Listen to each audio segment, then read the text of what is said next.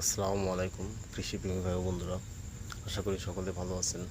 তো অনেকেই বলতেছেন যে অতিরিক্ত গাছ ঝোপালো হয়ে গেছে, তো এই ক্ষেত্রে কি গাছ কেটে দেবো কিনা। তাদেরকে বলবো যে না, গাছ কেটে না দিয়ে যেখানে অতিরিক্ত লত লেগে গেছে, পেঁচ লেগে গেছে, তো সেখান থেকে যে অতিরিক্ত লতগুলো আছে সেগুলো অবশ্যই আপনারা ছিঁড়ে দেবেন কিংবা কেটে দেবেন। দেখেন, এই যে এই লতগুলো আমি কিন্তু এখান থেকে ছিঁড়ে দিচ্ছি, কারণ আমার এই কিছু অল্প জায়গা আছে যেখানে অতিরিক্ত গাছ ঘন হয়ে গেছে, মালচিং যেহেতু করা, সেগুলো কিন্তু আমি খুব সহজেই প্যাচ ছড়াতে পারবো যখন ছিঁড়ে দেব। আর সম্পূর্ণ যখন লত বড় হয়ে যাবে তখন কঠিন। তার পাশাপাশি আপনারা অতিরিক্ত যে পাতাগুলো, বড় বড় পাতা, সেগুলো কিন্তু ভেঙে দেবেন।